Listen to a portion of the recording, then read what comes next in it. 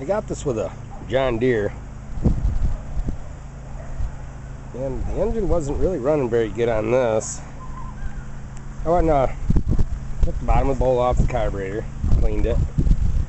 Said they hadn't used it yet this year. One thing, the gas is really bad. I also just changed the oil in it. I just changed it. Like I said, this was hooked up to a John Deere. I hooked it up to this. It seemed to work all right, but the hose here is just a little too short. I mean, it works great as long as I'm, wanting to turn right. As long as I don't turn too sharp to the left. Otherwise, it wants to kind of pull this off, and I don't know if it's because they just whack it down to that size or what. But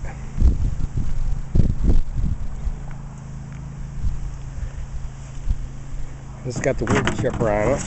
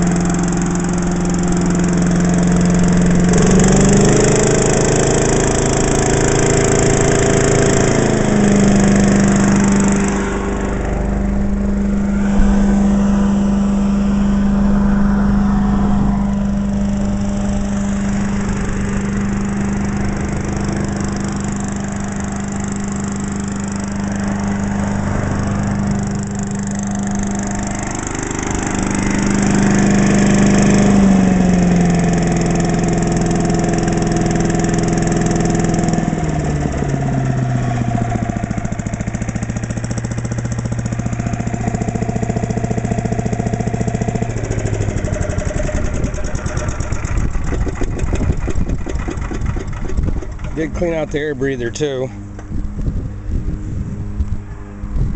As you can see, it does start and run pretty good. They said they hardly even used it much, but you never know really. I mean, the tires still got needles on them. I don't really have any use for it. You can see I ain't got many trees. So this had been, like I said, they had it hooked up to a John Deere, so I did that to it just so it'd hook up good to this, and so it'd really suck the leaves through. I already emptied it